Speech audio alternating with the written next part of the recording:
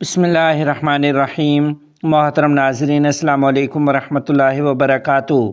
مساجد کو ہم اپنا مرکز بنائیں تو معاشرہ امن کا گہوارہ بن سکتا ہے۔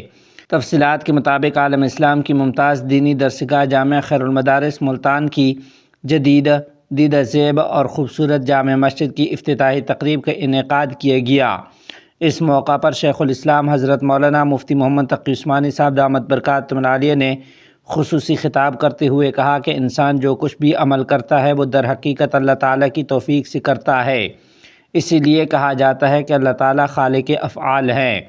انہوں نے کہا کہ آج کل لوگوں کو شریعت کا کوئی حکم سنایا جائے تو کہا جاتا ہے اس کی علت کیا ہے، اور آج کل جو شخص اس کیوں کا جواب دے دے اسے بڑا سکالر سمجھا جاتا ہے، لیکن حقیقت یہ ہے کہ ایک مسلمان کے لیے بس یہی بات کافی ہے کہ یہ حکم اللہ تعالیٰ کی طرف سے دیا جا رہا ہے۔ جامعہ کے محتمم اور وفاق المدارس العربیہ پاکستان کے ناظم اعلیٰ مولانا قاری محمد حنیف جلندری نے اپنے خیالات کا اظہار کرتے ہوئے کہا کہ آج سے 8 سال قبل جب ہم نے اس جدید جامع مسجد کی تعمیر کا خواب دیکھا تھا تو یہ اندازہ نہیں تھا کہ اس کی تعبیر ہم اپنی زندگی ہی میں دیکھ لیں گے، مگر یہ میرے اللہ کا فضل ہے کہ اس مسجد کی تکمیل اپنے آنکھوں سے دیکھ لی۔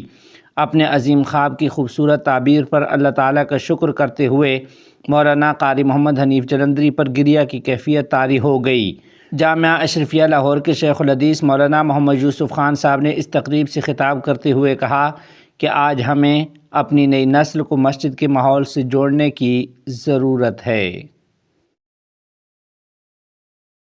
شہباز شریف کی قائد جمعیت مولانا فضل الرحمان صاحب دامت برکاتہم العالیہ کی رہائش گاہ آمد، سیاسی صورتحال پر گفتگو۔